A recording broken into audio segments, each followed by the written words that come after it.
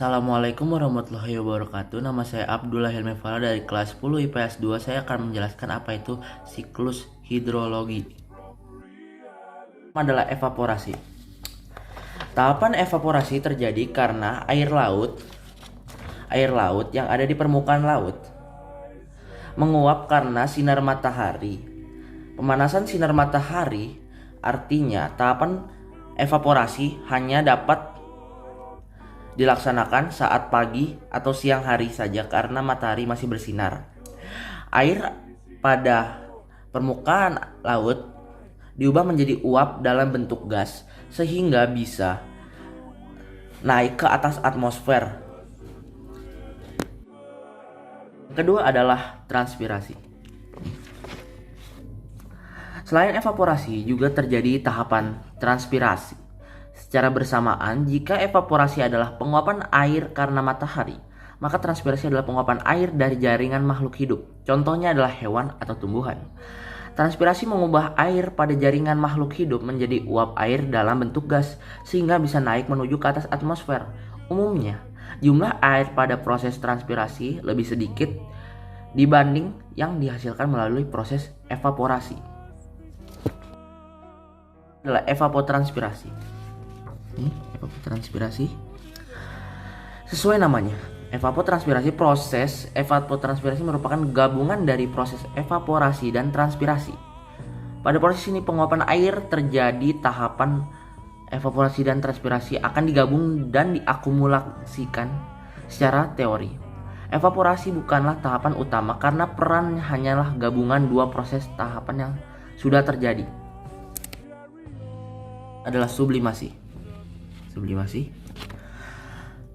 Proses ini sebenarnya masih sama dengan proses-proses yang di atas, yakni proses penguapan air.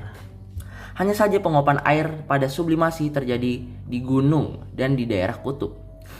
Sublimasi juga mengubah molekul cair pada daerah kutub dan gunung menjadi uap air dalam bentuk benda gas. Cairan yang diuap sublimasi cenderung lebih sedikit. Selain itu, proses sublimasi juga memerlukan waktu yang relatif cukup lama. Adalah kondensasi. Nih, kondensasi. Uap air yang telah dihasilkan melalui transpirasi, evaporansisi, dan proses sublimasi akan naik hingga titik ketinggian tertentu melalui proses kondensasi. Uap-uap air tersebut akan diubah menjadi partikel es berukuran sangat kecil.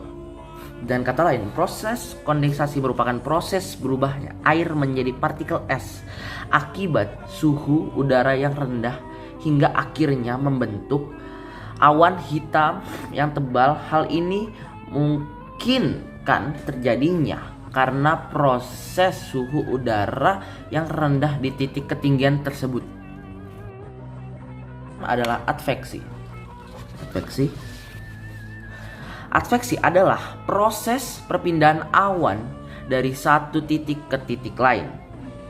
Satu titik ke titik lain dalam satu horizontal merupakan hasil dari proses kondensasi yang sebelumnya.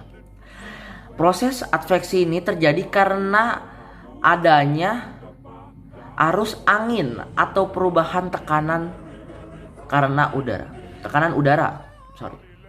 Adveksi memungkinkan awan akan menyebar dan berpindah dari atmosfer lautan menuju atmosfer daratan. Sebaliknya, sebagai catatan, tahapan adveksi ini tidak terjadi pada siklus hidrologi pendek. Yang ketujuh adalah presipitasi. Proses presipitasi merupakan tahapan mencairkan awan karena tidak mampu lagi menahan suhu yang semakin meningkat. Pada tahapan ini, awan akan mencair hingga air akan turun ke bumi. Fenomena ini yang kita kenal sebagai hujan. Butiran-butiran air akan jatuh dan membasahi permukaan bumi lewat hujan ini. Jika suhu udara di sekitar awan terlalu rendah atau suhunya kurang dari 0 derajat,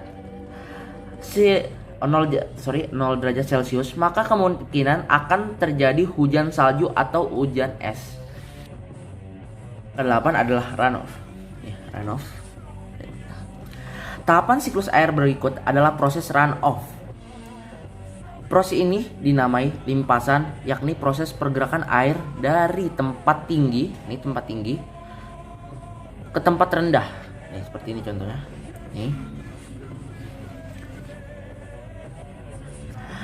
Di permukaan bumi. Tahapan runoff ini terjadi setelah hujan.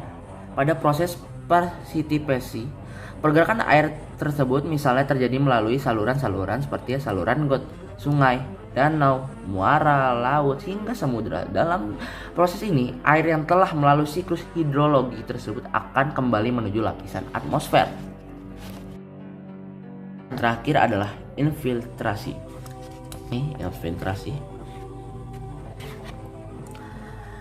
Infiltrasi, tahapan siklus yang terakhir. Pada tahapan ini, air hujan akan diubah menjadi air tanah.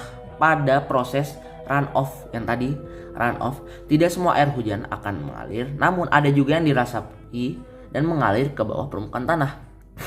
Pada proses ini, air hingga merembas melalui pori-pori tanah dan kemudian seluruh juga akan kembali ke laut setelah melalui proses runoff dan infiltrasi. Air yang telah mengalami siklus hidrologi akan menjadi berkumpul ke lautan dan akan kembali mengalami siklus hidrologi dari awal tadi. Setelah menonton presentasi saya, mohon maaf bila ada salah kata atau kekurangan. Saya Abdullah Hilmi Falah dari kelas 10 IPS 2 mengundurkan diri. Wabillahi taufiq wal hidayah. Wassalamualaikum warahmatullahi wabarakatuh.